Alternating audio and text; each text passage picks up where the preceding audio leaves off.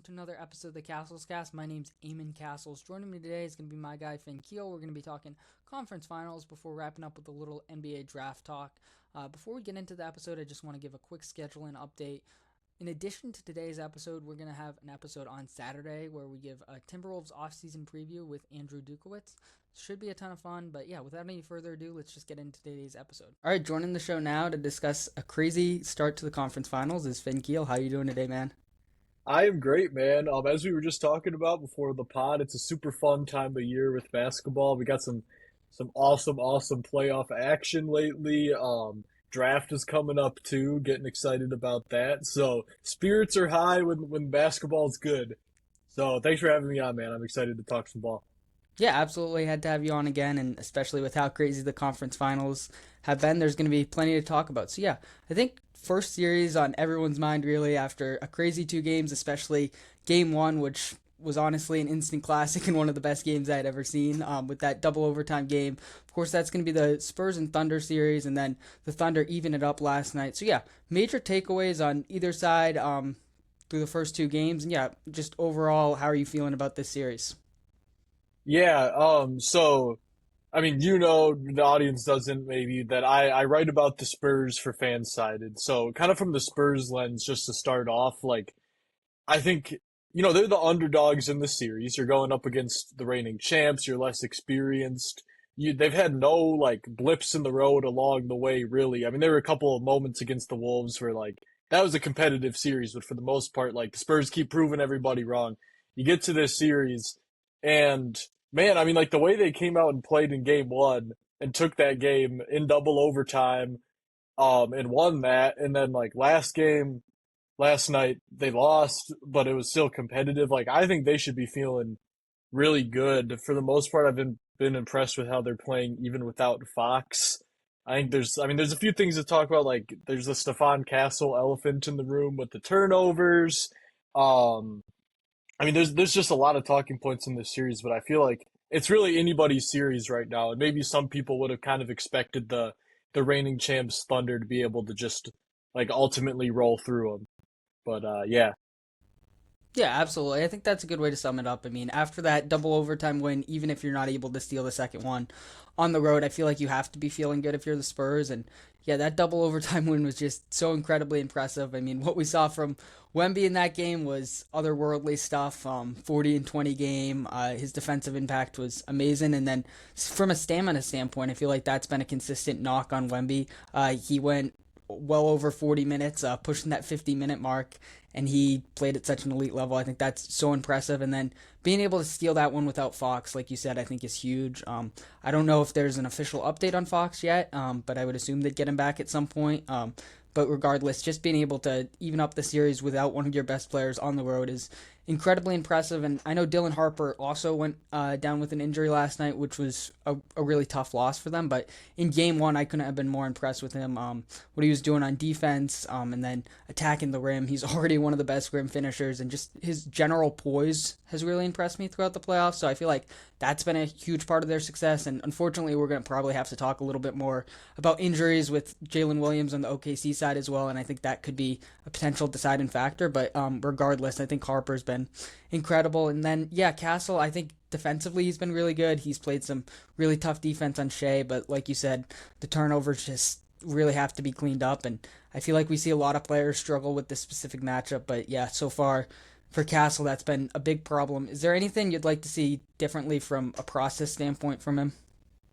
I just sometimes I just like don't I don't see what he's seeing on some of these passes. Like he'll drive, and I feel like his pass will just like his kick out just go straight into the help defender, and like I don't see the passing angle from. I mean, like I'm just watching on TV, but still, it's like where are you trying to go with this? Or like sometimes he'll try to dribble downhill like into some traffic, and he just like loses the ball, or like the pickup is too low where it's easy to like just strip down on him. I think that he just needs to probably like play a little bit more slowed down. I feel like he's a really good decel guy. Like just like slow down, maybe like try to get the defender on your hip a little bit, like some of those like prison dribbles, whatever you want to call them, and then like read the help. Don't just like assume the pass is going to be there. I don't know, man. I mean, he's been turnover prone all year, but like 20 turnovers in 2 games is just absurd. It's just absurd. And I know that he's better than that. But also like I've never really felt like he's a real point guard. I mean, I don't know how many people really did, but like he's got to be like almost more of like a wing. And so when Fox comes back, I feel like it'll look a little better. If anything, this is just evidence that like this guy's he's a long ways away from really being able to be like a number one, number two option just in terms of creation. Like he's kind of better when he can play a little bit more off of a Fox, off of a Wemby too. But like this is actually like all time absurd turnover stuff. Like I don't get it. It's crazy. Yeah, no, absolutely. I think you summed it up nicely because at some points when you see a heavy turnover game, you can just be like, yeah, I mean, maybe his teammates were dropping passes, he was making the right reads, it just didn't work out. But it does seem like he's just making some really questionable reads out there.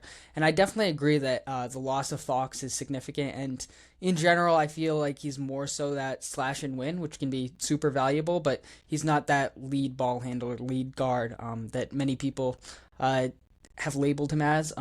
And I mean, heading into the draft, I feel like that was a common point where it's like, yeah, I think he's going to be great, but he's more so of that like versatile win than true lead guard. And having Fox and Harper there has definitely helped him a lot. And yeah, I do think that paired with just how elite this OKC defense is has been a really tough recipe for him. So I do feel like for some of these issues to be fixed, it's just going to have to take Fox coming back. Although his process and decision making does need to be a lot better. Like you said, just slowing things down a little bit, getting back to his bread and butter, what has worked, I think could help him turn things around. But I do think turnovers will be somewhat of a factor throughout the series for him because, like you mentioned, that's been a problem throughout the year. I don't think he's going to have another period where he records 20 turnovers in 2 games, but I do think that's just something to flag, especially with the Fox injury. Yeah, I mean, just with the way that the Thunder are able to really feed off of, they force turnovers, they score in transition. That is their that is their game, and that is how they dominate. The fact that Steph is playing so much into that has really not been helping the Spurs. But on the other side, there's room for optimism because it's like, look at all these terrible plays he's making.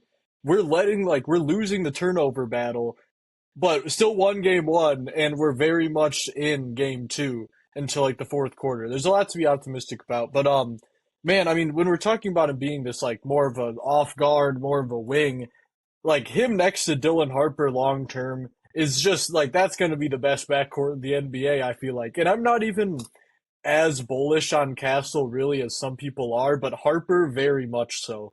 We already talked about him a bit earlier, but that guy, that kid, man, he is ridiculous. Like, genuinely got to be top five slashing guard in the NBA or close to it, especially if you scaled them up. And I just want to make one extra point about that because I was seeing it pop back up recently that Kevin O'Connor was like the Spurs would draft Con Knipple over Dylan Harper. No, like with all due respect to Khan, who had a rookie of the year worthy freshman campaign, the Spurs are very happy with who they have, I think. And Harper, there's never been any doubt on my mind that he's been the better long term prospect. And you look at how Harper's been playing in the conference finals versus how Knipple played in the play in, and you see the gap. Like Harper's just special, man. And it's not even shade to Khan. It's just like this kid Dylan is just insane. Yeah, no, I couldn't agree more, and I've been seeing that on Twitter a lot, as well. And yeah, even at the time, I thought it was a really questionable take, just based on Harper's upside, and also just how impressive his overall season, especially the playoffs now, but even dating back to the regular season, it's really impressive for a guard to come in and make this immediate impact because I feel like we see a lot of times these lead ball handlers sort of start off slowly, and it's probably the toughest position to transition to from the college to NBA level. And just from day one, he looked like a ready-made pro, and doing it on a winning team is just so incredibly impressive. So yeah, there's no doubt in my mind that the Spurs made the right pick, and I I think Cooper's going to be the best player long term in this class, but I do think there's like a small chance where 5, 6 years from now, we're talking about Harper as the best player in this class. I think he's genuinely that good. I feel like he has legit superstar potential, and you can just see it so much in the playoffs. And what he's been able to do against three really good defenses, I think, really stands out to me. I know, obviously, a smaller sample size in this Thunder series, but dating back to the Timberwolves series last round, and then before that, against the Blazers, those are two really strong perimeter defenses as well. And he's never looked rattled, and he had that massive game against the Blazers. He had some big games against the Timberwolves. Yeah, he's just incredibly impressive.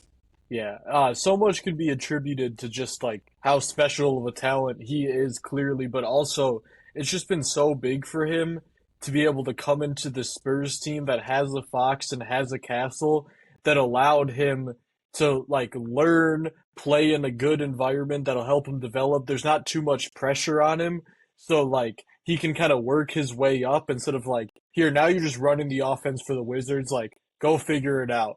Like I still think he would have been almost like rookie of the year worthy if he was on a team where he could have had more usage. But ultimately, I think it's going to be better for his development that he's learning this way, and it's really showing like how much he was able to learn with how he's been able to like up his game in the playoffs here. Oh yeah, absolutely. I couldn't agree more. Another tweet that I saw sort of making the rounds where it's like Harper should be averaging 30 on the Nets right now, and then his dad Ron Harper was like, "Hell nah." And I think that's such a great take because, long term, I think it's going to benefit him so much, even if the statistical output isn't there short term. And yeah, definitely play next to, I think, especially Fox, just because he has that veteran presence. It's just taken so much pressure off of him, and he can only really be additive, and he's really risen to the occasion on several moments. And who knows, maybe he's going to be a contributor to an NBA championship team from his rookie year, which is totally insane. But yeah, any other thoughts on the Spurs, whether it be the guard play, Wemby, the supporting cast, anything else there you want to talk about? Yeah, really quick. Well, first, I just want to shout out Devin Vassell because I've been very impressed with how well he's played, especially like doing the defense stuff and hitting big shots. Like he looks like a championship role player, and that's what I'll say about him. Shout out. But also, I wanted to touch on Wemby quick because watching Monday night's game, I mean, Michael Jordan, well before my time, even like LeBron coming into the league, like his first 3 years before I was born. But watching Wemby, like especially this year, has to feel like what it was like watching LeBron or Jordan early in their careers. Like this guy has, I mean, we've already known this, but like just limitless potential. Like, is there a world where this guy ends up being the GOAT? Like, serious question. What do you think? Oh, I absolutely. I feel like, I mean, it's hard to project, especially with the injury stuff. But if he can stay healthy, I feel like there's no reason why he can't be in that conversation. And I mean, just in general, one thought I've been having is how the hell is anyone else going to win it other than these two teams for the next 10 years, considering how good they are now and how many future assets they have and how young their cores still are. I think they're just so well set up. But yeah, Wemby, I mean, when you look at a guy who's genuinely unstoppable, I feel like I might throw that word around a lot when discussing some of the best players in the league. But Wemby is genuinely unstoppable. On both ends of the court, he changes so much in terms of his defensive impact. Guys just don't want to go anywhere near him. He swallows up shots. He just changes everything on that end of the court. And then offensively, having a guy that's 7'4", 7'5", who can drain threes, handle the ball, great for his teammates, and then is just totally unstoppable inside the paint. Yeah, I feel like he has to be in that conversation. I think he's arguably the best player in the league right now at 22, so I can't imagine what he looks like at 26, 27 years old. Yeah. Man, it's gonna be nuts, and I'm really excited to watch his development. And yeah, as for like the best in the world, aha. It might kind of come down to just who ends up like going on to win the title, because like I had in my head like Shea kind of crowned as best in the world since like the spring, especially this last like month or two after how Jokic played in the playoffs. It's like, all right, Shea, he's had the best season. We know how consistent he is. We know what he does. Best in the world. But Wemby's been right there in that top three ish all year, especially with the Giannis having injuries. And man, like he might be best. He might like take the crown from Shea, just like months or maybe a year like after Shea just got it, which is pretty wild. But I feel like once he gets it, he's not gonna lose it unless he has a season where he's hurt. Oh yeah, I couldn't agree more. I do think this series is essentially for the best player in the world. I just feel like that's where consensus opinions will line up. And honestly, I feel like in some ways it's a little bit simplistic to view it in this way, but whichever star can be better, I think it goes without saying their team has a better chance to win. So I feel like if the Spurs win, we're going to see a totally dominant series from Wemby.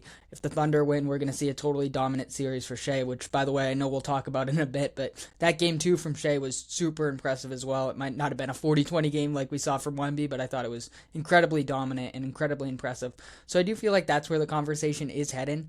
And for me, I have wanted to see Wemby do it over the course of a playoffs before I crowned him best player in the world, despite how dominant he was in the regular season and throughout early portions of the playoffs. But right now, I feel like there's no reason to say that he can't take that crown from Shea, which, like you said, is pretty crazy because it feels like we just crowned Shea after some of Jokic's mishaps in the first round, I guess we could say. But yeah, it's a super exciting time, and I mean, like you kind of said earlier, I've never seen anything like this in terms of a 22-year-old being just this dominant from the get-go, really. Because LeBron, I was 1 years old when he got drafted, and then I don't really remember seeing him play until those early Miami days where he was very much in his prime. So yeah, it's totally crazy to witness this level of greatness from such a young player.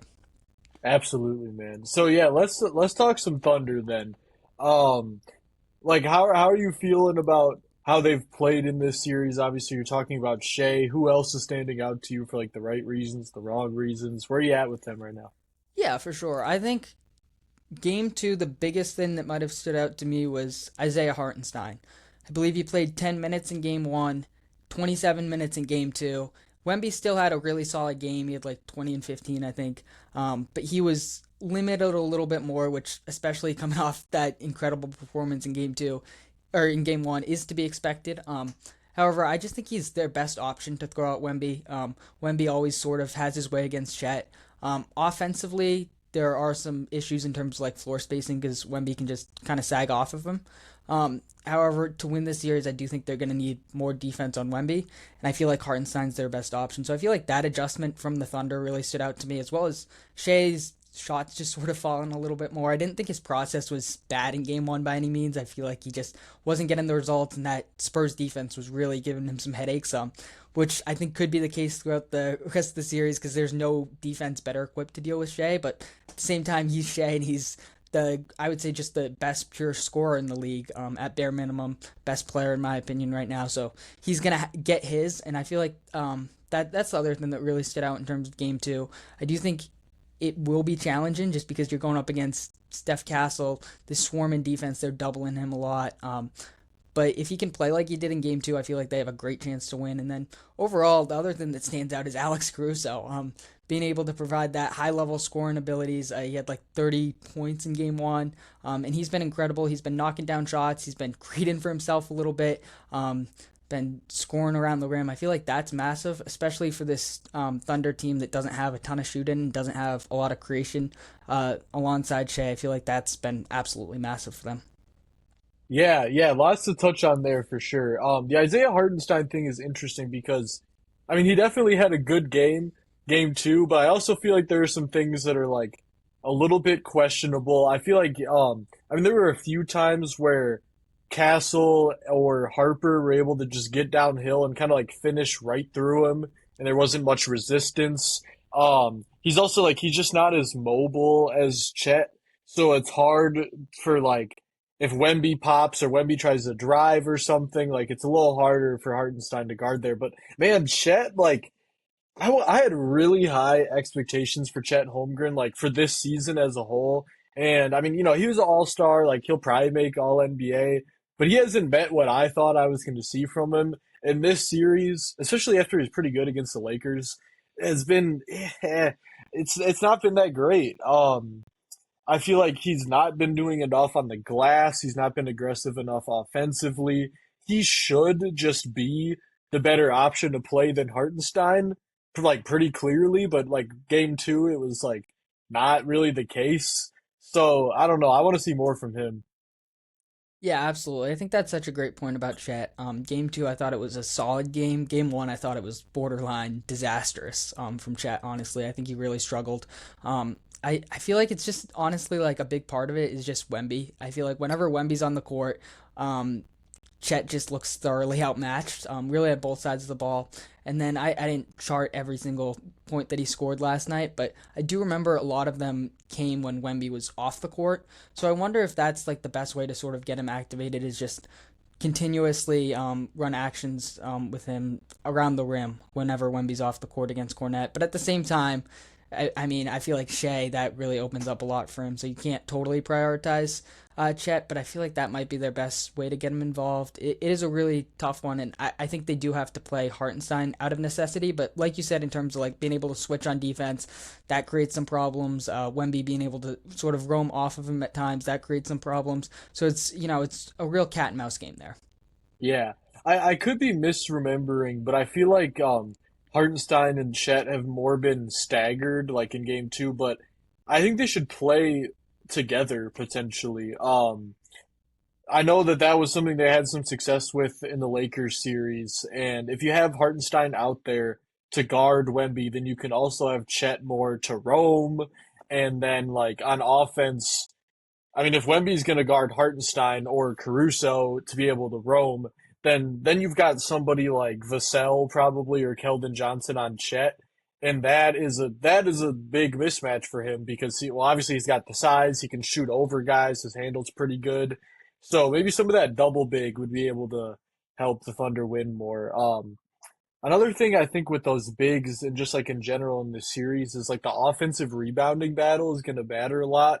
Both teams have had moments where they've been able to get all over the boards. In game two, there were a few plays where Steph Castle or Keldon Johnson got like three me bounds and were able to put it back with like Chet right there. But also like Hartenstein had eight offensive rebounds. Controlling the glass. I mean, it always matters in basketball. It feels like it'll really matter in this series, and that's where Chet needs to be better too. Like he's got to get on the glass more.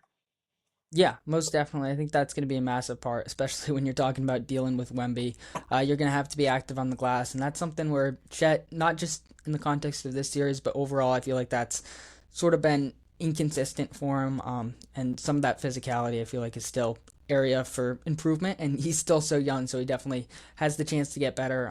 But yeah, I definitely agree. I think they got to go to the double bigs a little bit more. We kind of saw this last year when they were playing the Pacers, where it's like, hey, the double bigs have really worked, and then they make that lineup change in game one, and it doesn't totally work, and then they go back to the double bigs, and I feel like they had a lot of success with that. So I feel like that's something that Dagnall is going to utilize a little bit. And then especially when you think about Jalen Williams going down with that hamstring injury again. At the time of recording, we don't have an update on him, but it is fair to expect him to at least miss a game, I would say, especially just how often he's dealt with these hamstring injuries, unfortunately. The guy just truly can't catch a break this season. I feel like that's just kind of a no-brainer option for them to lean into. Even if there are some concerns with Hartenstein, I feel like it is just their best chance of stopping Wemby. Yeah, man. There's nothing else really to say about the J Dub thing other than it just like sucks to see.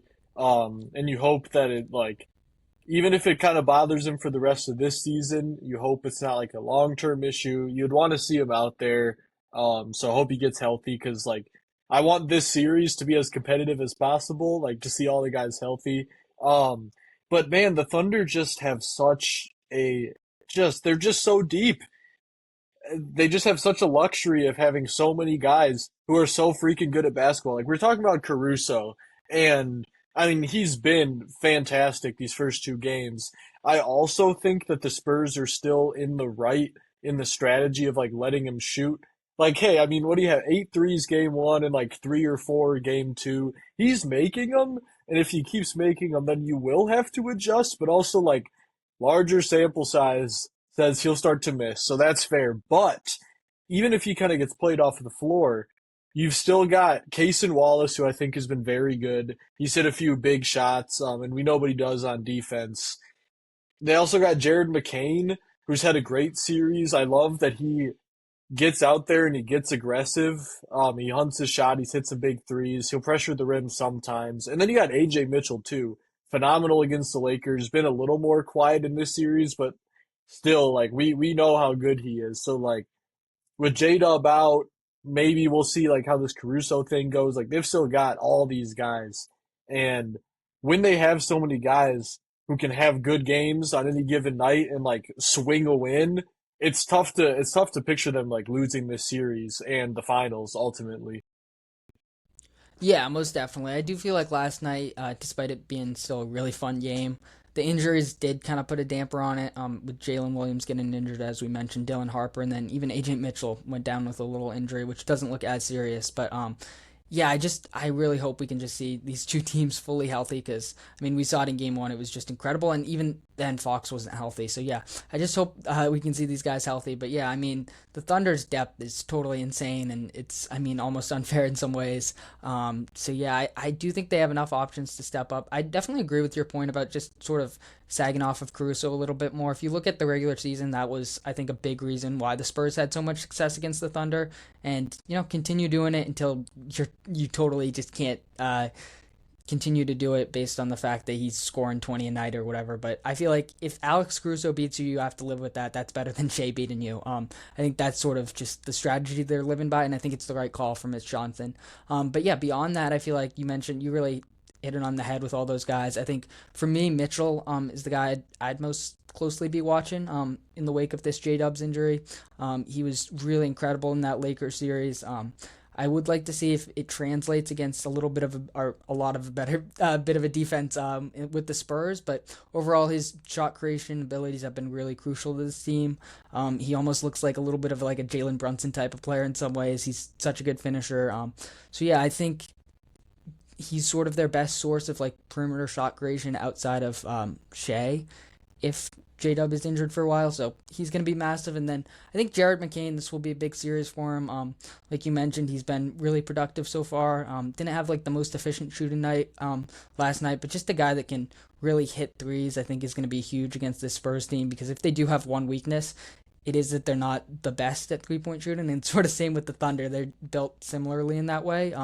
But yeah, just having that spark plug who can just pour in threes, I think will be huge for them in this series. So I would be really focused on those two guys. But Cason Wallace is another guy who can scale up a little bit, plays elite defense, can knock down threes. So yeah, they have a ton of options. Absolutely. Man, so my initial prediction for this series was Thunder in seven. And I think I still want to ride with that, but I'm kind of tempted to swing to the Spurs just based on what I've watched through the first two games, knowing that Fox could be coming back too. But I also think that if it comes down to a game seven, which honestly it seems like it will with how competitive these first two games have been, um, and it's in Oklahoma City, it's tough to imagine the Thunder losing at home in a game seven when they've been in that kind of situation before, even in the NBA Finals last year. But like no matter what happens, this is obviously just like you kind of mentioned it earlier, but this is like the rivalry that's going to run the NBA for the next decade. So I'm sure we'll see both teams get one. It still feels like it's probably the Thunder's year to kind of break the parity era a bit and get a back to back. But what was your initial prediction for this series? I also had Thunder in seven, and I also feel pretty comfortable sticking with it. I do think the J Dub injury does give me some cause for concern. I think just having that extra secondary creation will be massive, especially with how the Spurs are defending Shea and defended him in the regular season. But yeah, I'm gonna stick with it. I just sort of trust their experience a little bit, and like you said, if it does go to a game seven, which I do think the Thunder have enough to at least push it to seven, playing in front of that home crowd will be massive. And yeah, I do feel like they have enough to sort of manage without J Dub, and I mean they've done it all season really, and that's just a testament to their depth. So yeah, I do agree. It still sort of feels like the Thunder's year, but I'm just slightly leaning towards them. I could totally see a world where the Spurs pull this off, and yeah, I mean it's pretty crazy. This I feel like it already feels like an all-time classic series, but we're probably going to see a lot more of it in the next decade.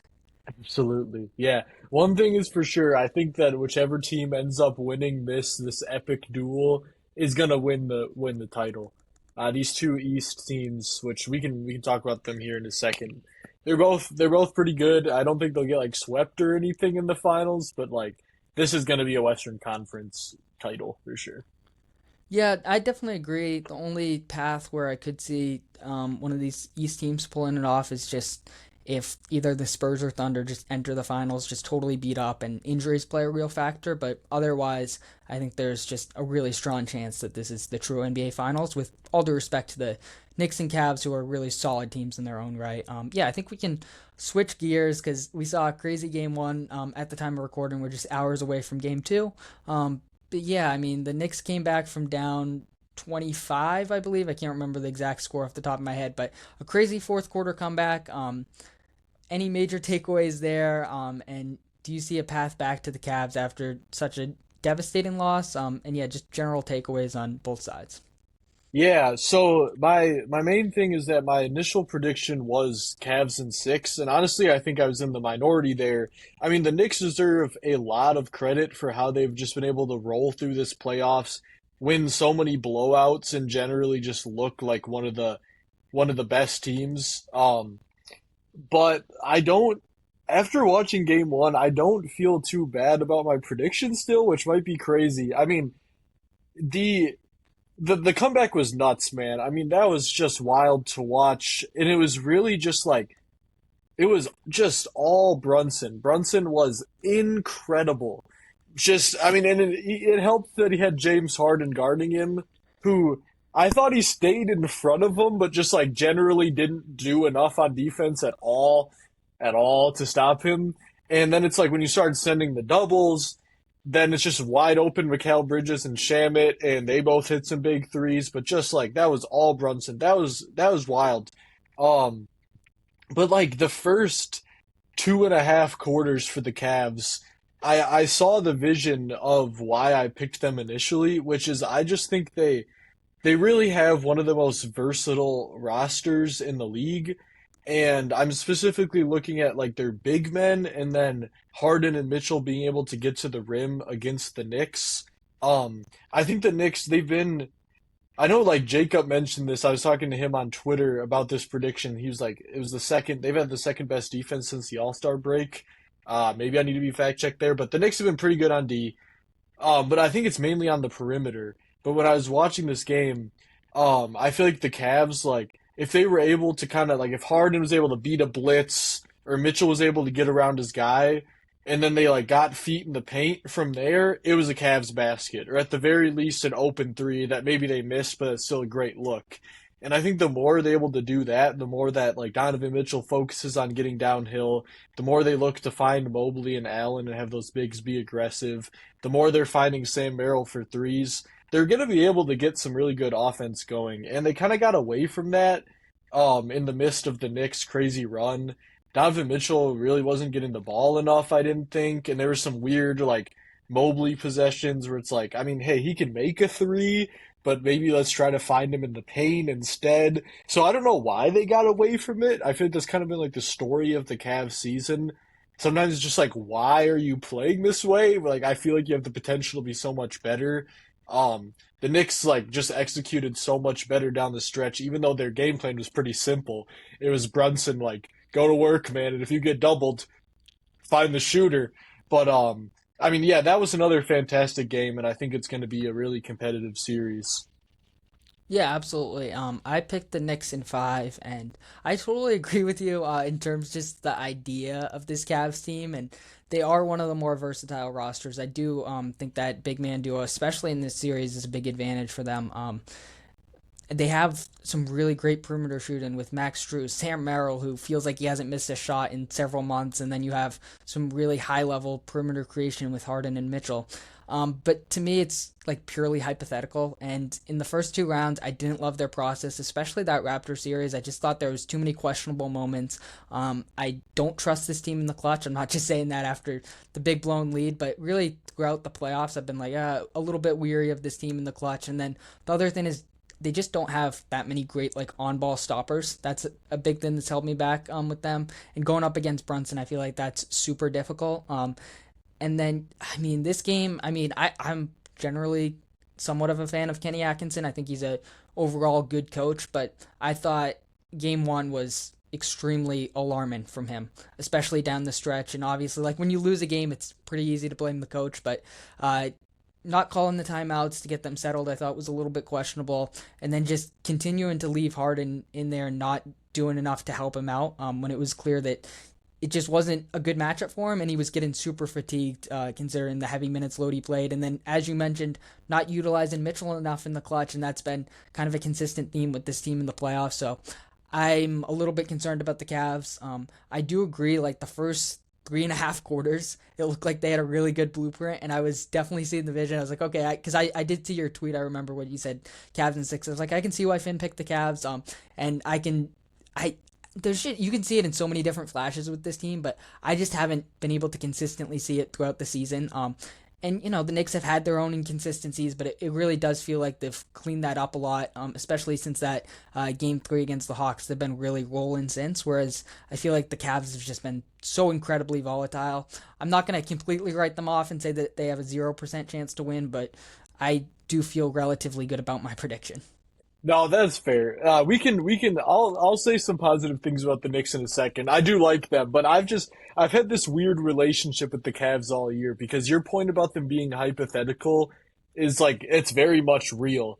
But like before the season, they were my championship prediction.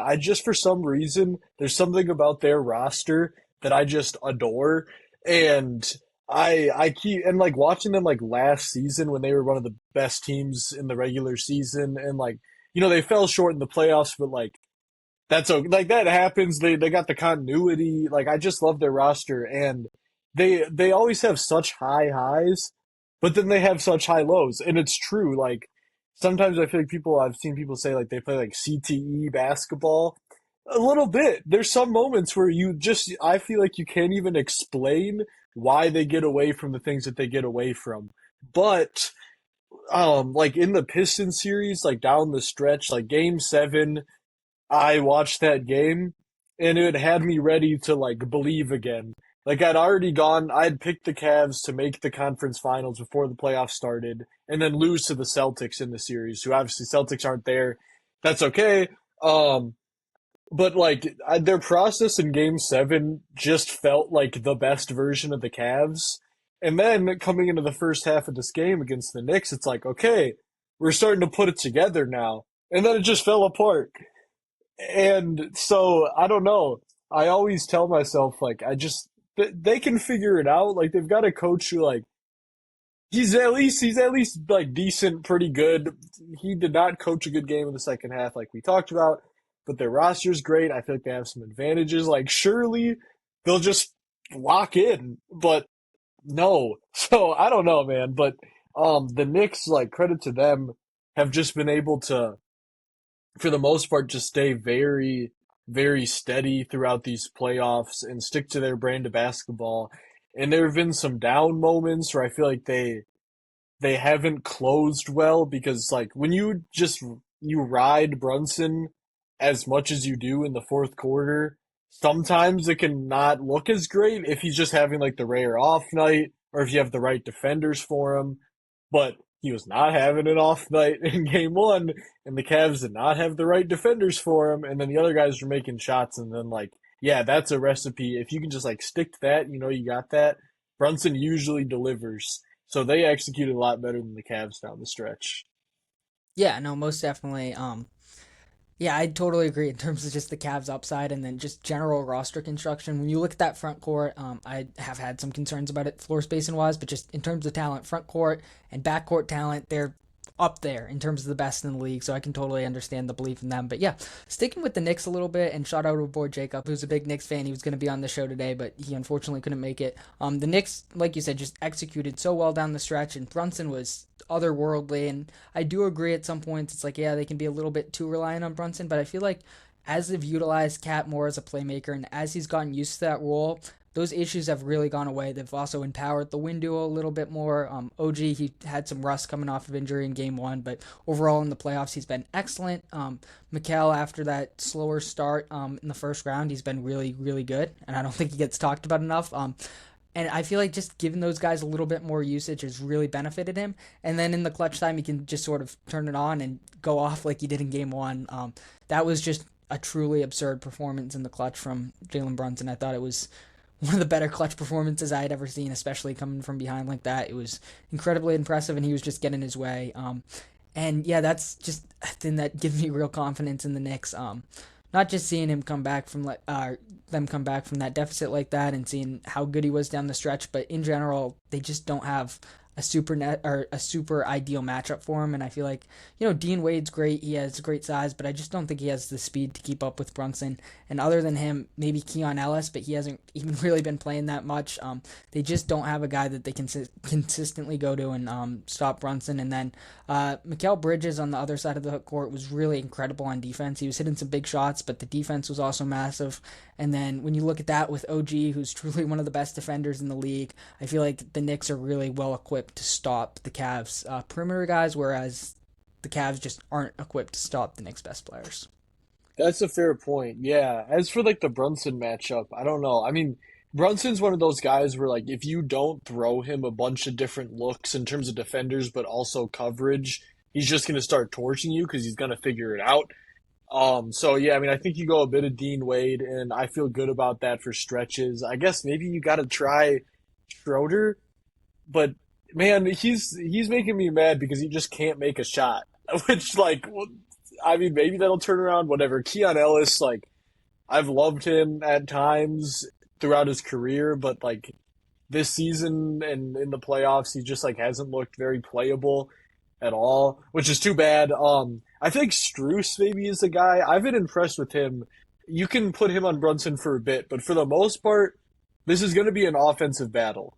Not that the Cavs don't have a pretty good defense, but we just saw that they can't guard Brunson. But as for like the other end, well, the Knicks, like their offense, they've figured it out. They are one of the three best offenses in the world right now, just in terms of like the ways they can beat you and how much I trust them to just be able to fill it up. They've got that figured out. And for the most part, they've had the defense figured out too. You shouted out McCall and OG, of course. I think Cat has also, especially like in the previous series, he's kind of got it. Like he's got the effort up. He's starting to make more of an impact. So that's been cool to see. I also think that I still feel like I'd be able to crack them if I'm the Cavs. There were moments where it looked like they could in game one. Um, but they've also been able to do a lot on the perimeter. So this I feel like it'll come down to who's able to consistently execute the most on offense, and the general sample of the playoff says that's the Knicks, but we'll see. Yeah, no, for sure. I'm happy you mentioned the Cat's defense because I think that's been really big throughout the playoffs, and even dating back to some of his days in Minnesota, he wasn't necessarily a great defender, but he could be a great defender in spurts, and I feel like this playoffs has been definitely one of his better stretches. And then I also just want to mention the playmaking a little bit because I feel like that's something they've leaned into a lot these playoffs. So yeah, what have you made of just Cat the playmaker, and how much of an advantage do you think that will be against this like elite Cavs front court? Yeah, I mean it's been awesome to see Cat kind of evolve into this different role.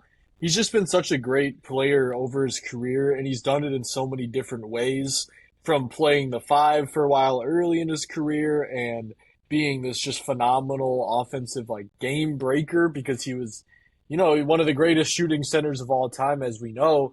And then it was like the early days in Minnesota with Rudy Gobert, where he's starting to play more of the four, and that kind of looked good defensively at times. And then he's come to the Knicks, and he's taken another variation into his game where now like I feel like he's focused more to getting downhill, playing out of the post, being that playmaker like we've seen, taking a little less threes, but he can still get going. Um, I feel like he's just there's been times where he's been considered not a winning player, and I just feel like that is so much not the truth. And when you're seeing him do some of this more passing stuff, just playing unselfish, he's maybe taking less than 10 shots, but he's still putting pressure on the defense, and then he's giving that effort to win. Well, on both sides of the ball and on defense, like he's playing like a champion, and so that's just really cool to see. Yeah, absolutely. I think that's such a great point about just how many different evolutions we've seen from Cat throughout his career. It has been really cool to watch, and I think this is maybe one of my favorite versions of him because honestly, I never viewed him in that like playmaking mold that much. We saw it maybe a little bit in flashes with Minnesota, but it wasn't a consistent part of his game, and it's been really cool to watch. And I know Mike Brown talked about it a bunch throughout the season. It was like we're gonna try to use him like Sabonis, and I was always like, wait, what? And the playoffs, we've really seen this vision to come into fruition, and it's been really impressive. And then also just the downhill game has been really good. Some of the fouls I still think are a little bit frustrating, and he does need to clean that up. But in general, he's been a real weapon for them in that area. Another question I have about sort of the big man unit for the Knicks here is Mitchell Robinson's role in this series because we did see him get played off the court a little bit with that poor free throw shooting and the hack a Mitch, but I think he's so valuable, especially on the rebounding glass and then defensively, and also throughout the playoffs we've seen them sort of go away from this double big look. But do you think we could maybe see a little bit more of that as this series progresses to sort of match up with Mobley and Allen? Yeah, I think as long as you can get a good 15 to 20 minutes from Mitchell Robinson, that's really all you need if you're the Knicks. You don't want to bog down your offense too much, which reminds me we should touch on Josh Hart in a second. But yeah, the double big I think would be a pretty good look because when I'm thinking about what I saw in game one, I saw a lot of like if the Cavs got an advantage, the Knicks almost had to like over help or they wouldn't be able to take away the paint. Especially if you've got like Allen or Mobley in that dunker spot ready for a lob too. And I think if you've got Mitch and you have Cat in, that opens things up where you can do like you just have a big guy in the paint at all times and maybe you don't really trust Cat to be that full rim protector, but then maybe he's the guy you have up guarding the screener in a pick and roll with James Harden, and then like Mitch is the guy down low, and then you feel a little bit better about that defensively.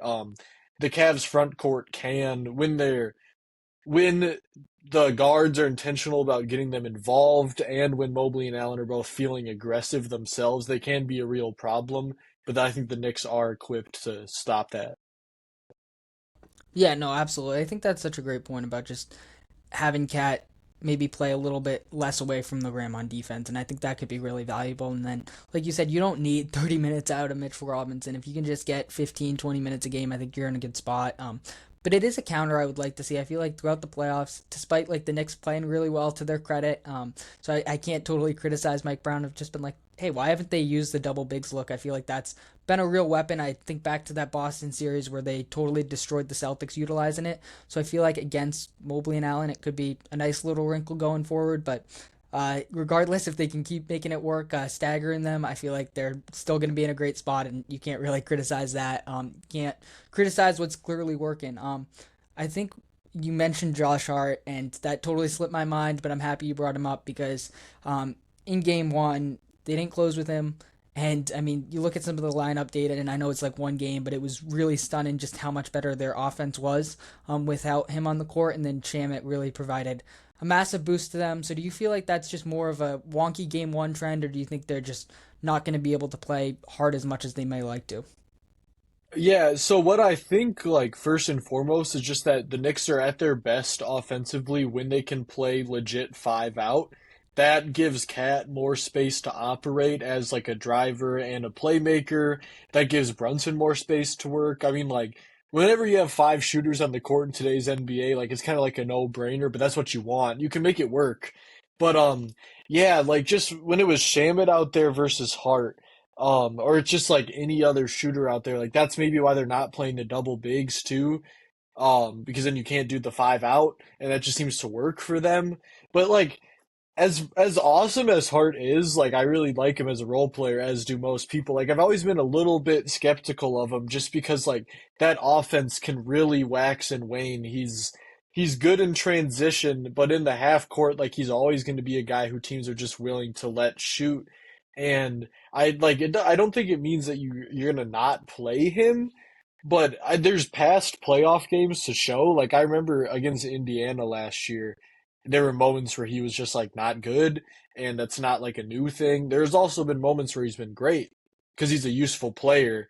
But I wouldn't be surprised if like especially down the stretch of games, they're not closing with him. Maybe depending on how the rest of the series goes, or like I could totally see it in the finals. They switch up the starting lineup and maybe Shamit gets propelled into that bigger role, or like Deuce McBride, um, he can totally still help them win. But I think that like when they're at their best, they've got that five out look, and Josh Hart doesn't fit that. Yeah, no, absolutely. I think that's a great way to sum it up. And I mean, for years, really, I feel like the primary strategy against the Knicks is put your big man on Josh Hart and let him roam the paint, protect the rim, wreak havoc there.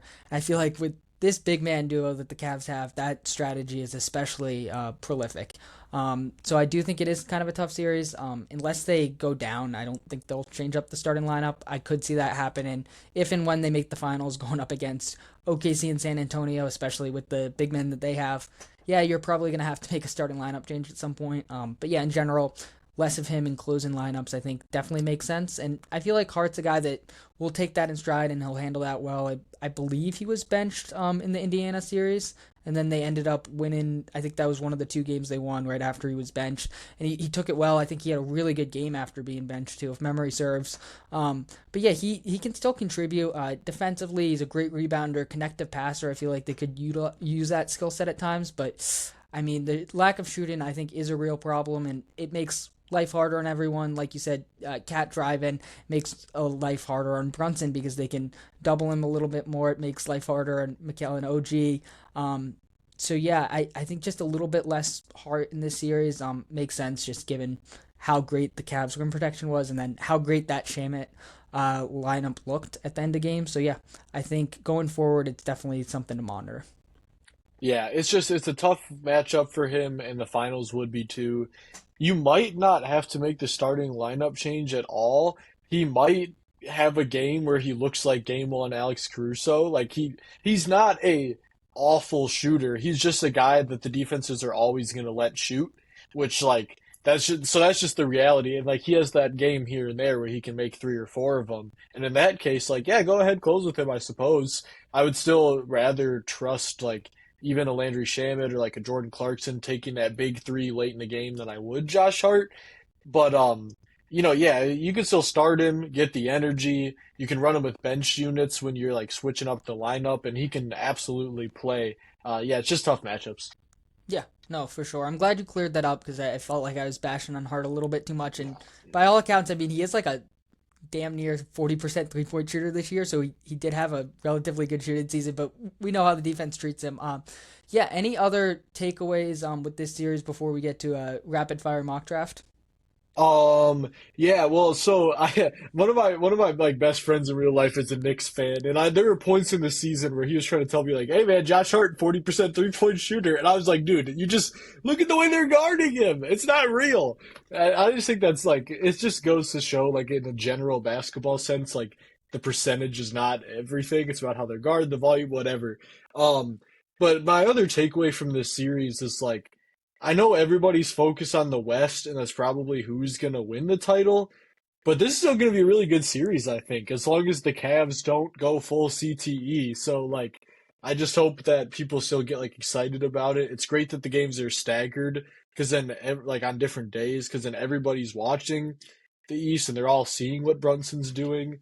Um, I don't know who the team like moving forward in the East in the next like 5 years that could challenge the West teams will be. I don't even think it'll be the Knicks or the Cavs. I don't know.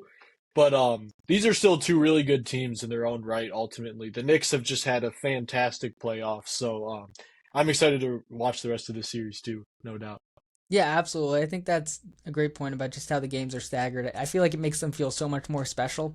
And regardless of what happens, I feel like even if it's a shorter series, it could sort of be like that Celtics Pacers series from a couple of years ago, where it was like, yeah, the Celtics swept them. I'm not saying the Knicks will definitely sweep them, but it's a less competitive series on the surface. But all 4 or 5, 6 games, however many, are going to be super close and competitive. So I think that's something to watch. And I'll throw out a team since you mentioned I don't know who the team's going to be that sort of rules the East going forward. What about the Pistons if they make a couple big moves? Do you think they could sort of set themselves up as that juggernaut, or do you think it's going to be more so like wide open for the foreseeable future?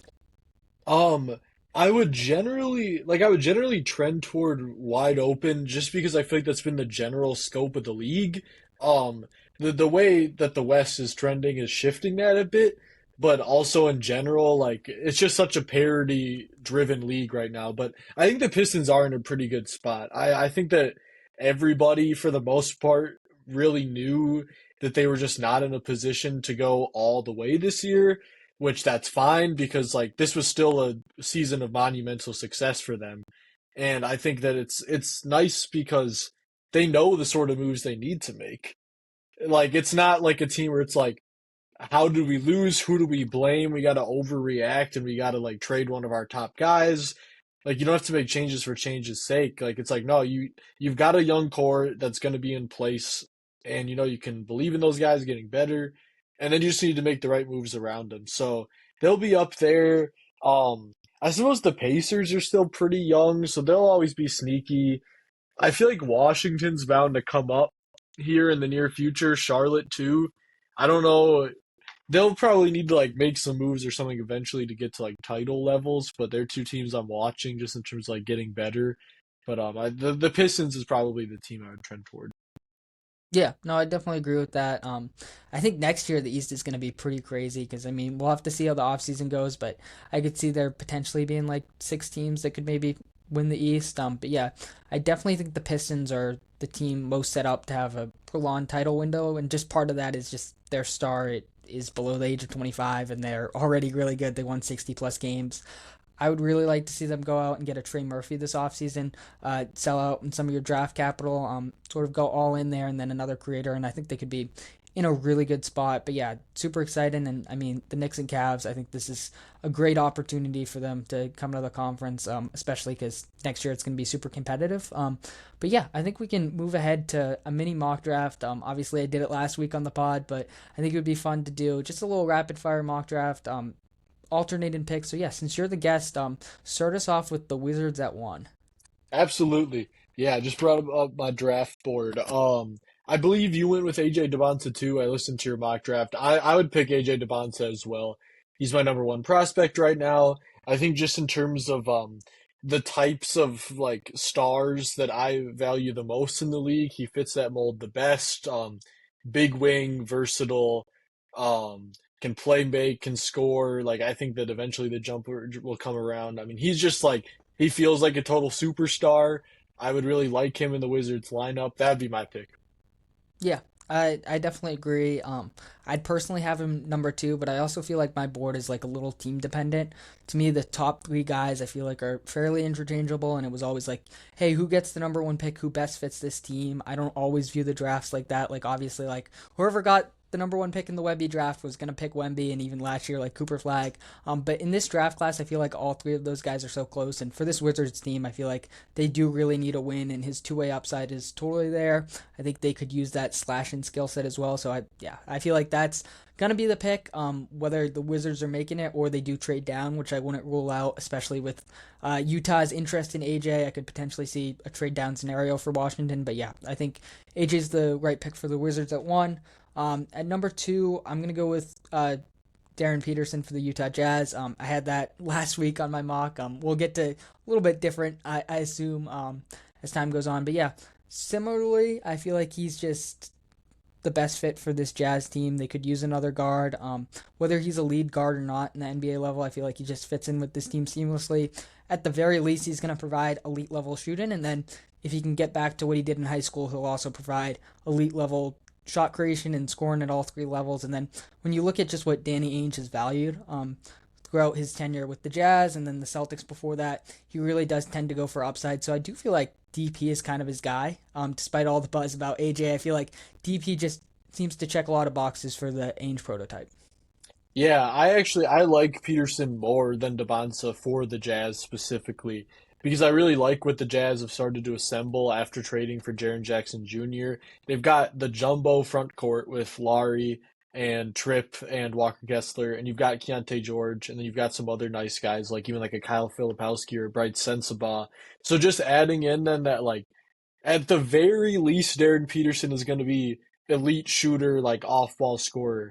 Obviously, like he's got a lot more potential than that. But even if he only just kind of hits like his median outcome, or he's not quite like the superstar, like he's going to be a really great fit for them. I really love Will Hardy's offense and the way he's able to get guys looks off movement. And I just think Darren Peterson is going to look super scary in that. So I'd be ecstatic about that pick if I were the Jazz. I could see why they would want to trade up for Debonsa, but I don't even think that's really necessary. Yeah, absolutely. I totally agree that he's the right fit for this team, and we'll get to the Grizzlies at three. But I think the guy that you're gonna have him take is the right fit for the Grizzlies. So it kind of worked out perfectly for all three of these teams. But I also love the point about Hardy's offense. I think Hardy's a real underrated coach. I don't think people have seen enough of him do this Jazz team being really bad for the past 5 years. But he's a super creative offensive mind, and I think Peterson would be a perfect fit there. But yeah, who do you have the Grizzlies taking here at number three? No curveballs. I'll take Cam Boozer. Um, Cam Boozer is my third guy on my board, but I've really grappled with that between him and Peterson because, well, I don't quite love Boozer's ceiling as much as I do the other two. I think his archetype is a little tricky in the NBA right now. His floor is just off the charts. I mean, like he right now is the best basketball player in the class, I would say. Like if he comes out and he wins Rookie of the Year, I wouldn't be surprised. Um, he's just really really good. That's the simplest way to put it. He wins and he's got a lot going for him on offense. I'll be really interested to see how he gets played or like deployed offensively at the NBA level. If he's going to get a lot of post ups year one with like if he ends up with the Grizzlies, which seems to be the way he's trending, it's like if he's playing next to Edie, you do. I feel like you could get some good high low stuff going.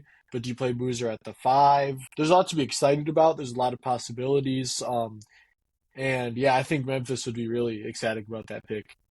Yeah, absolutely. I feel like he seems like such a Memphis guy, especially when you have Edie there and he can cover up some of Boozer's weaknesses as a rim protector and such. But yeah, for me, Boozer is my number one prospect. I do feel like there's like a little bit of like a false ceiling. Like I'm not calling you out. I understand like why people say he has a lower ceiling.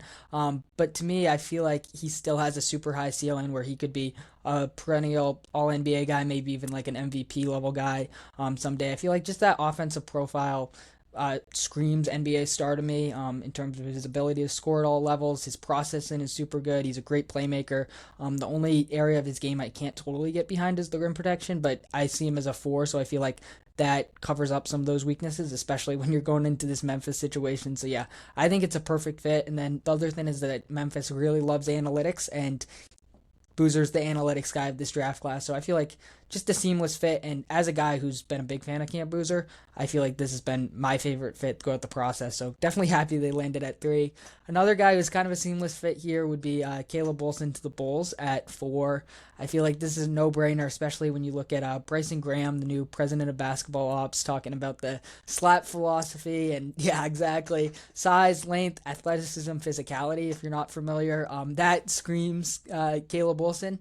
And also, they just sort of need a big man, whether you view him as a four or a five. I feel like he can just slide in nicely, make an impact from day one, and then he also has a high level upside. To me, I do view him as like the clear fourth guy in this draft. I don't know how you feel about that. If you view him as in the same tier as the top three, or if you think he's more of that clear cut number four guy. But I view him more so as that clear cut number four guy. I do have some concerns about the shooting, but in terms of defense, rebounding, athleticism, interior scoring, and then just having the prototypical size for the NBA, I feel like he screams like high level contributor at the very least.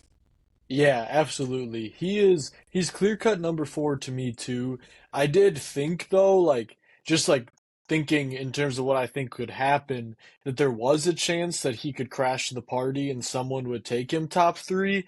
But when the lottery happened, and even I was when I went to the combine, I also got to be at the lottery, and so like in the room, picks come out right away. I was immediately like, oh yeah, this top four Devonta, Peterson, Boozer, Wilson. Like that's how I think it'll play out, and I think that every team will walk away so happy. I mean, you said like all the good stuff about Wilson and just like the type of athlete he is and the type of potential he has. So we got the chalk top four here, but like that's just because all those guys are so good, and that there's no way the teams wouldn't take them. So number five for the Clippers. Is that me now? Yes, sir. Yeah, yeah. Um, if I had to make a prediction, I think that they'll take Keaton Wagler, but I am going to take Adai Mara.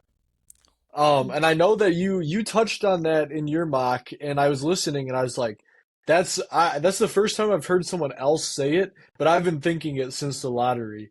I Mara is starting to get. He's a guy that I'm starting to get really excited about. I have him at eighth right now on my board.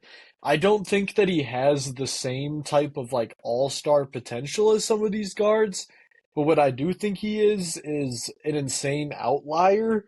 And so if he can just like really impact the game with his defense, his passing, his post-up scoring, he's 7'5", basically, like guys that are that tall, unless they're like Taco Fall levels of just like no skill, no touch, are usually good players.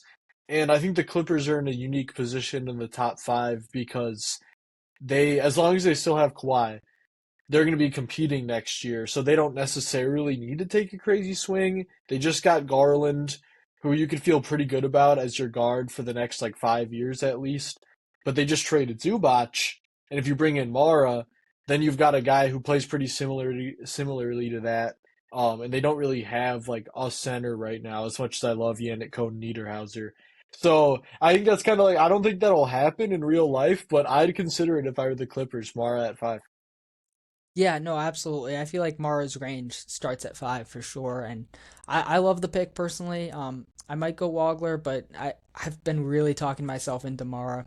I feel like at bare minimum he's going to be a really high level starter, and starting bigs are hard to come by. I mean, we've seen it across the league with some of these teams. It can be hard to find a really good starting big man, and I feel like from the jump he's going to be able to provide that. Like you said, he's that natural Zubats replacement, and I don't know about you, but I feel like one thing that's factored into Morrow's rise on my board is just seeing Wemby, and I feel like the league's going to trend a little bit more towards size. You need guys that can sort of match up with him. I feel like that could also factor into his potential rise and potentially the Clippers taking him at five. And then I think long term, him and Garland are an awesome pairing. So yeah, I really like this pick. I do think like a Wagler could fit nicely next to Garland in the backcourt, but at the same time, it's not the biggest position of need. And I do think Mara has enough upside and plug and play ability to justify taking him at five. Yeah, for sure. And you mentioned the Wemby, and I think just in general, looking at the teams that have made deep runs in this playoffs, they all have a lot of size in their front court in general, and then they also have skilled bigs. And like the skill varies in terms of like what it is, but like a guy like Chet, even a guy like Hartenstein, or like Mobley, Jared Allen, Cat, whatever, they're all big dudes. They all got big front courts on these teams, and then all these bigs can do different things, whether it's passing, moving on defense, shooting a little bit. And I think with Mara, you'd be looking a lot at the passing and what you can open up there. And then you're also looking at maybe some shooting potential or like some potential, some defensive versatility as well. So I just think he fits the trend of the league overall. Yeah, absolutely. Happy you mentioned the passing because that's something that totally jumps out, and he just has great feel for the game, great skill at his size, and then also watching Donovan Clinton, I feel like their games are pretty similar, and he had that big offensive leap this season, so I feel like that bodes well for him. So yeah, I definitely love the pick. At number six, I got the Nets here. I went with Michael Brown Jr. last week. I'm going to switch it up, especially since Wagler's on the board, and take Wagler.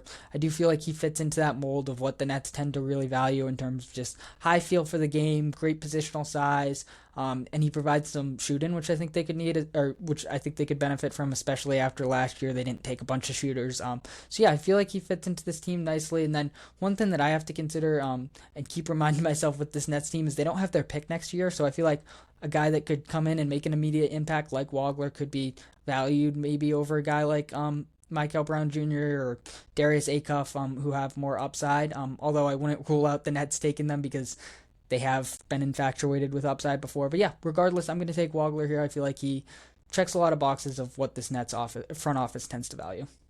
Yeah, I mean he's a great prospect. I have him at number seven. I could see him going as high as number five. Jordy Fernandez is another coach who seems to do a good job of getting guys looks within an offense without just like having them cook on the ball. Like Michael Porter Jr. just had the best season of his career because they were able to get him coming off screens, get him all these looks. And Wagler, well, he might not be like that lead creator. He's an elite shooter. He's got the wiggle. He can get to the rim. Like we know how this guy can get buckets, and so I'd be really excited to watch him on the Nets. I think they would feel pretty much as good about that as they would about getting an Acuff or a Mikel. Yeah, absolutely. I like that point about Jordy Fernandez, like we talked about with Will Hardy. I feel like he's another super underrated coach, and hopefully they have a bit more of a competitive roster so we can see a little bit more of that. But yeah, I totally agree. MPJ benefited a lot from that system. But yeah, who do you have Sacramento taking here at number seven? I will go, even though I like Mikel more than him, I'm going to go Darius Acuff for the Kings. I think that the Kings and the Nets are two teams that they feel kind of bummed that they missed out on the top four, understandably, and they still might want that chance to like get a potential like franchise altering star, like a real core star, and I think outside of that top four, Acuff has as much potential as anybody to be that. I get the concerns with the size, but I also don't mind his like if he's 6'3" with a 6'7" wingspan, I don't mind that. And he might not play up to that size, but I also think that like there is some stuff that could be tapped into. Like he could get a little more passable on defense, but I mean, offensively, it's like if there's gonna be a small guard who can like kind of break the mold and be one of the outlier stars in that size and that mold, like why not Acuff? Kid was incredible at Arkansas. Can score everywhere on the floor and play make. And so I think Sacramento could really talk themselves into him being a guy who can change the trajectory of their franchise.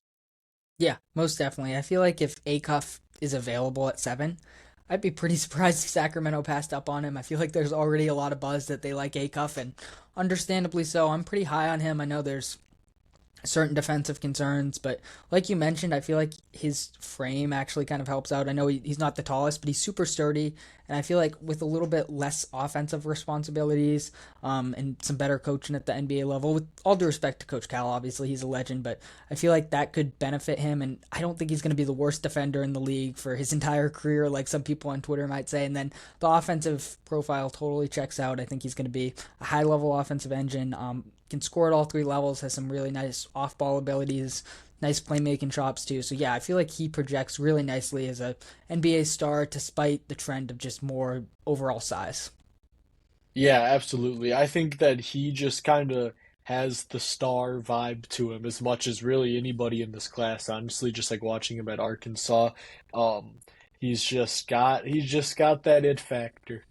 Most definitely, and I think that's what Sacramento needs. They really need a young star, and like you said, it's obviously unfortunate to drop out of the top four, but you can still find some really nice contributors at pick seven. So yeah, moving ahead to the Hawks at pick eight. I had them taking Mara last week. I think if he's available, they're probably going to take him, to be honest, especially with their other first round pick. But I think guard is the other position that they need to fill. Get a traditional lead guard in there. And I'm going to go with Kinston Flemings here at pick eight. It's probably between him and Michael Brown. Maybe you could talk yourself into Braden Burrs as well. But I think Flemings checks the most boxes as like a plug and play guy who can fit into this identity of defense, and he just plays the game the right way. He doesn't make many mistakes.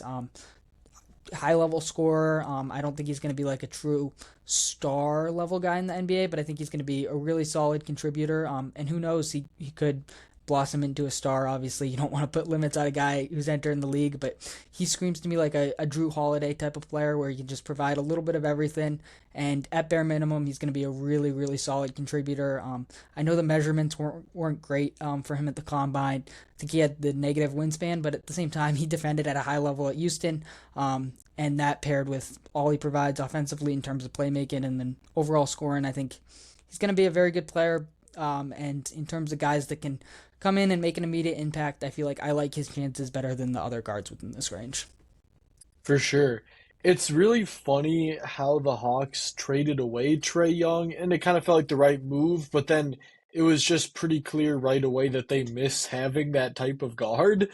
Um, and so I don't know. I maybe would have picked Mikel Brown here, but I don't mind the Flemings pick at all either. He's right in that tier, and they do just need a guard who can lead the offense consistently, like as well as CJ McCollum was able to score in the first round of the playoffs against the Knicks. He's not a playmaker. I think Flemings can be. He can do more out of the pick and roll. real three level guy. He definitely competes on defense, like you were saying. Yeah, they just need a guy who can be the lead handler, the lead creator, and Fleming's totally has the potential to do that. So then Mavericks at nine, right? Yeah, yeah, I would take Mikal Brown there for sure. I've started to get higher on him. He's fifth on my board now. I think his offensive potential is very high. I love that he has real combo guard size now, and as a shooter, like I would trust him to play next to Cooper Flag. I would also trust him to have plenty of on-ball potential. He totally feels like a future stud. You can't go wrong with any of the guards in this range, so I think every team's walking away happy. I think the Mavs would feel great about having Mikal next to Flag as a long-term running mate. yeah. Most definitely. I think that's a great pick, and I think if Brown's available at pick 9, the Mavericks are probably going to take him.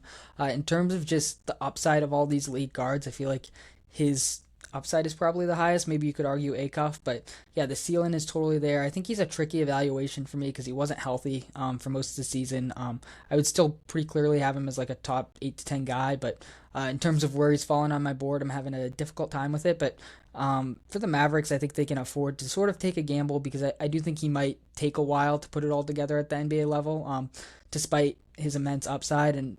But long term, I think he's, like you said, the perfect pairing with Flag, and then the positional size, the ability to play on or off the ball, and just his overall scoring is really incredible. His handles are great. His playmaking chops are really solid. So I think it's a great pick for the Mavericks at 9. And then there was also that clip right after the lottery where it's like, hey, Dallas is my favorite city. So I think you'd be very happy about that as well. Yeah.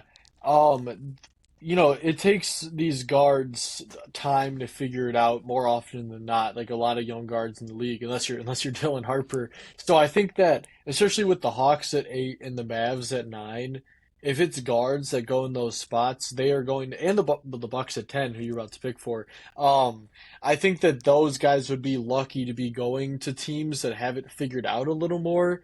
I'm not really sure exactly what the Mavericks are going to look like in the next 2 years, especially after they fired Jason Kidd. But they're also not Nets and Kings level of like just no direction, almost starting a blank slate. So maybe that's reason to worry a bit about like a cuff to the Kings because I mean I don't know, they haven't done a great job like developing guys, but if you're Fleming's going to the Hawks or if you're Mikal going to the Mavericks, like that I feel like that'd be pretty good for their development.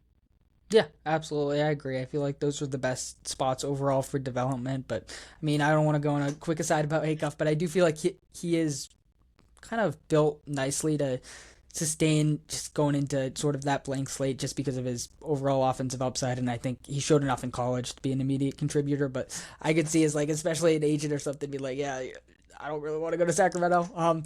But yeah, with that being said, the Bucks at 10. This is interesting because you're a Bucks fan too. I'm gonna.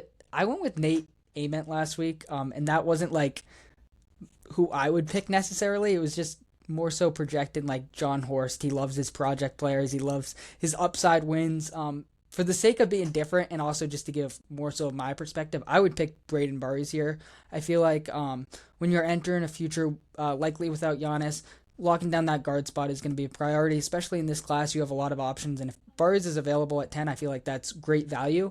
And then his fit next to Ryan Rollins long term, I think, is really seamless. I feel like they're kind of a similar mold of players where they're just like a jack of all trades and they're super scalable, super versatile. So I feel like building with that backcourt for the future, I think, is a lot of fun. And I think Burries also has a good amount of upside despite being viewed as that like plug and play player more so.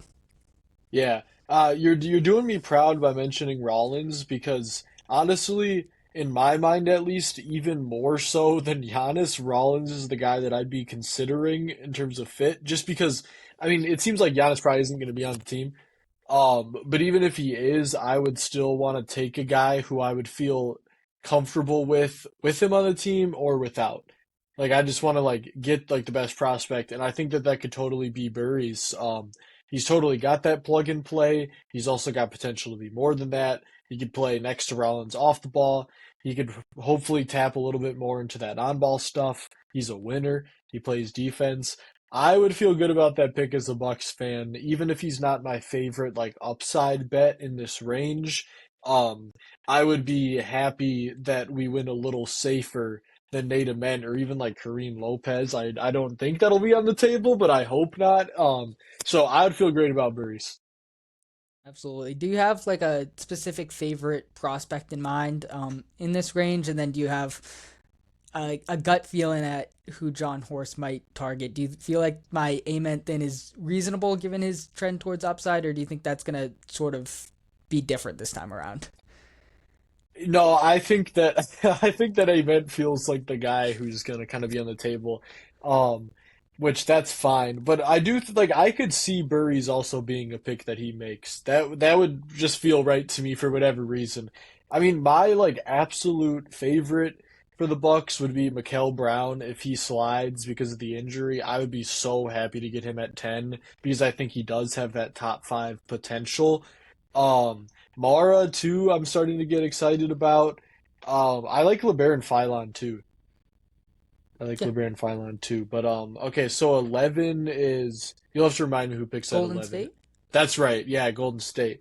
Um, I think that it makes too much sense to not go with Yaxel Lindeborg here. Um, is that the pick that you made in your mock? I believe I had them going Burries. I know it wasn't Yaks, but I could totally Oh, see it. okay.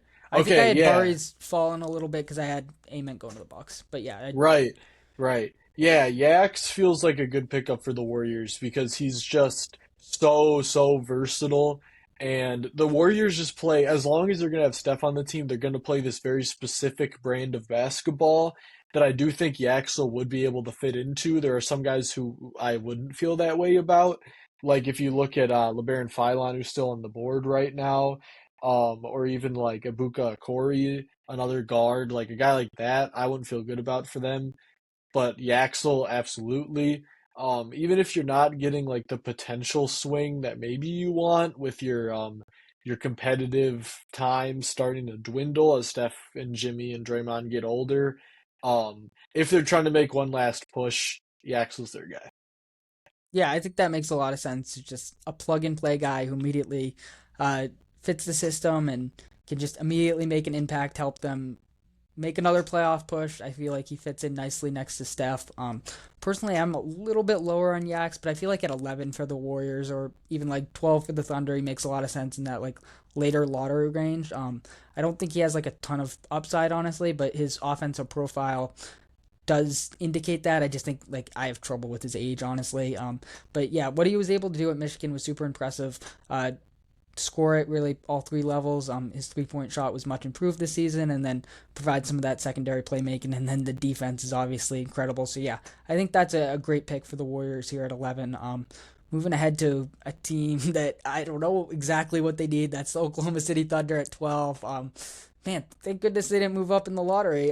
But yeah, I think they have a ton of options. I'd be looking at a guy like Cameron Carr.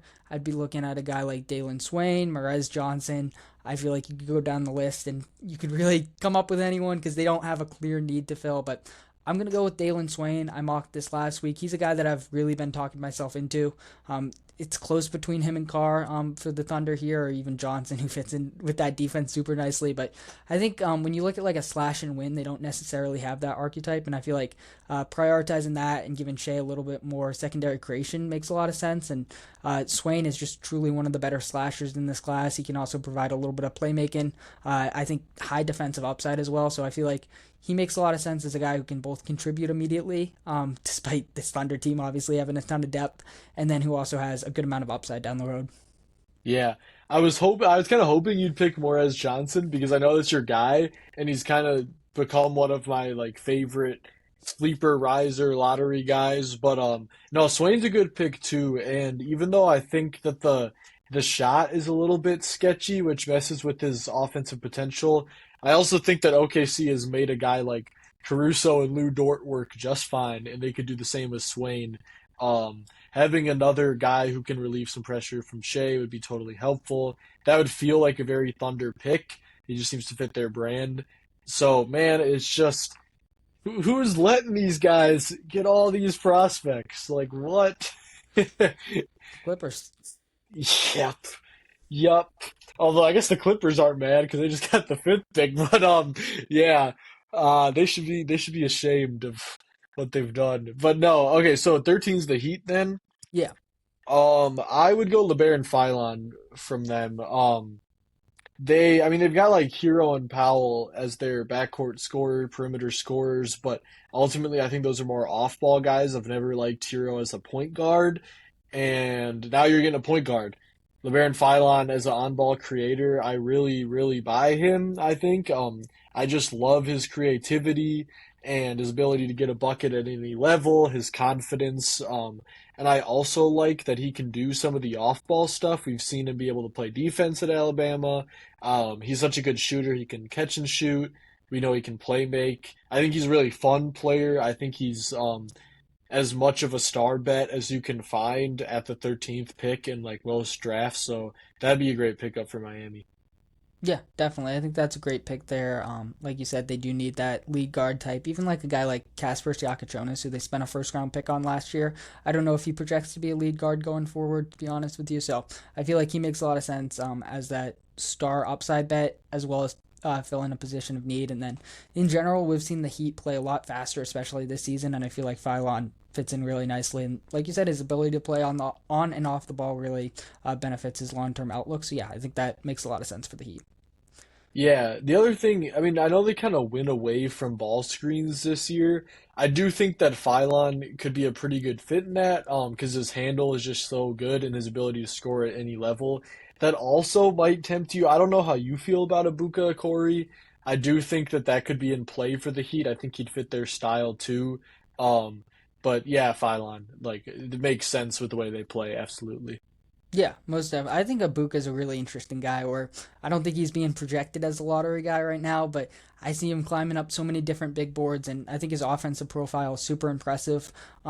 If I had to guess right now, I feel like he's more so that like mid to late first round pick who could end up being an NBA star. But he has so much potential that I wouldn't be shocked if a team in the late lottery ends up taking a chance on him, and it ends up working really well because of his ability to score at all three levels. Plays with a ton of pace. I mean, when I watch him, he reminds me a little bit of Tyrese Maxey, and I know he's a guy that's super high on your board. So I'd be curious to get a little bit more of your thoughts on him, real quick. Yeah, I just don't see how he's significantly worse than most of the guards on the board. Other than like the school he played for. I mean, like he wasn't in the Big Ten or the Big 12 or anything like one of these like top teams going deep in the tournament. So I think that his like exposure just isn't as high. But I one of my like top traits that I value in a guard prospect is rim pressure. And I think he's as good as any guard in this class at being able to just get downhill, make plays, score at the rim, just like pressure that paint. And I think that his shot is going to be at least pretty good too. It could be like a maxi level where like maybe he's not hitting like the 40%, but just on the volume, he can bomb some pull ups, catch and shoot, he can get hot. I just think his offensive profile is great. And he's similarly sized to Acuff too, like 6'2" with the 6'7" wingspan. So I don't think he'd be like get abused on defense. I really just think it's an exposure thing, honestly. Like if he would have done what he did at a bigger school, he'd be a pretty clear lottery guy. So like I have him 11th. Um I still like I would take him below some of these other guys who have shown me a little more, but like depending on how the top 10 plays out, like if it comes to the Bucks at 10 and we want a guard and maybe the other guys who we'd prefer are like off the board, like Wagler's gone, McHale's gone, Fleming's is gone, maybe even Burry's is gone. Like you could talk yourself into a Corey pretty high, I think.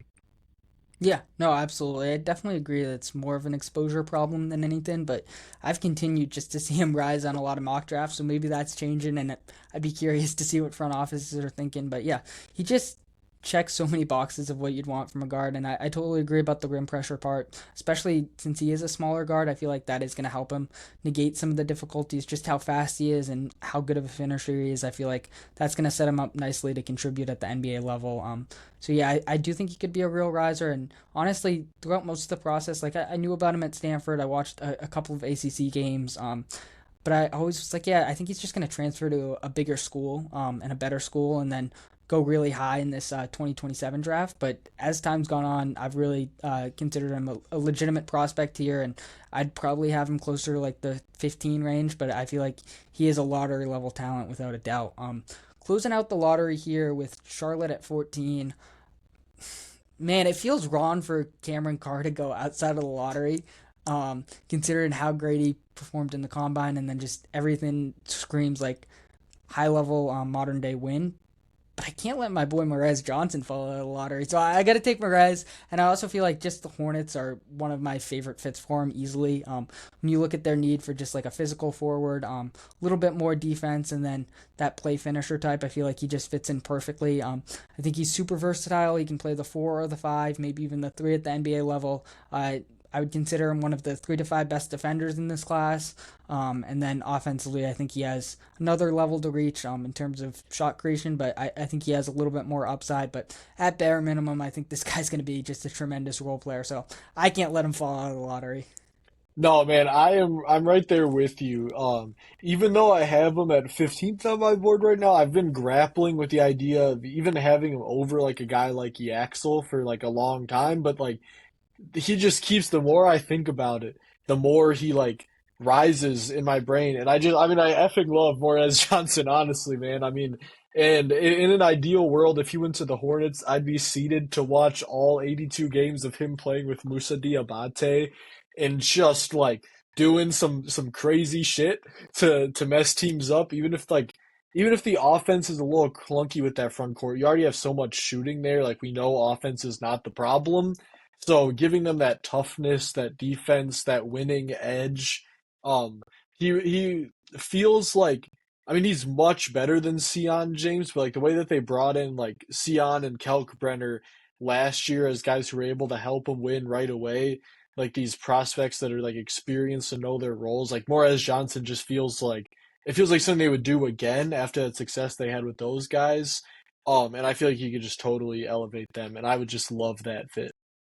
Yeah, no, absolutely. I love that point about him and Musa because like that's like first team all energy right there.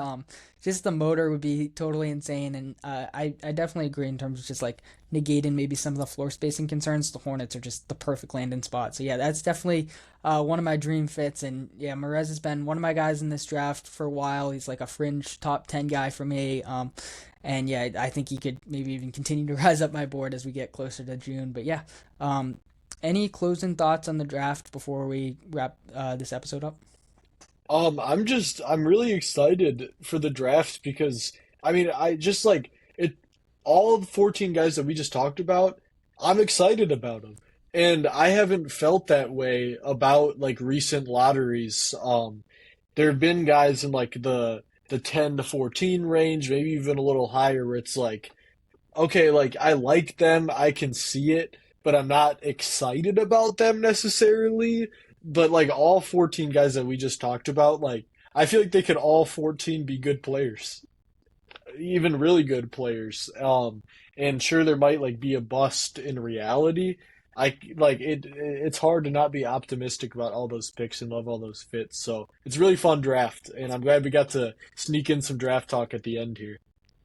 Yeah, absolutely. I love talking draft with you, and yeah, I mean, I totally agree. This is the one class where I'm like having a hard time finding who could be like a potential bust, or even like a guy I'm relatively lower on. Like, if I'm lower on a guy, I still view him as like a high level contributor at the very least. So yeah, this draft. I mean, I think I said it last year, but this is like probably the best draft of my lifetime so far. I feel like there's just so much talent, and I do think like the NIL stuff definitely helps because some of these guys are going back to school for an extra year. Even if you look at like Phylon, who probably could have been a first round guy last year, goes back to school, takes a real leap, and now he's a much better prospect. I feel like that just benefits so many guys. But yeah, totally excited to see how it shakes out.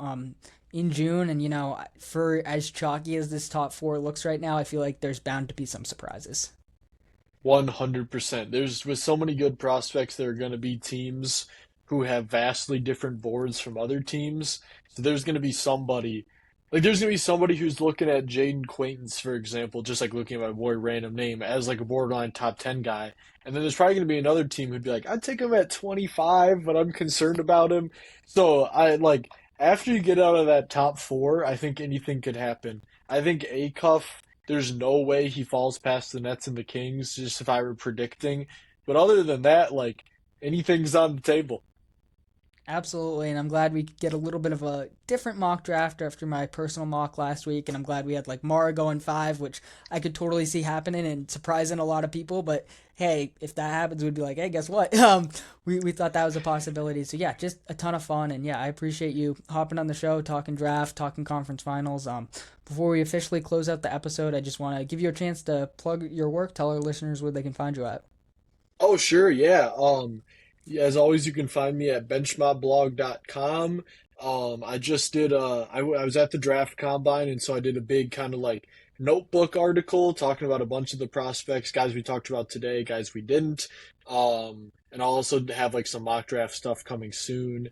And then also you can find me my work at Fansided at Air Alamo and Rip City Project and Brew Hoop as well is where I talk about the Bucks, and I'll be doing some draft stuff for them, article form and podcast. So I'm in a lot of places, but it's a fun time to be making content. Yeah, absolutely. Happy to have you on the show again. We'll definitely have to do it again. Maybe for the finals, maybe for the off season, whatever the case may be. We're definitely going to have you on the show again. But yeah, just officially wrap up the episode here, and I'll catch you guys in the next episode. Peace out.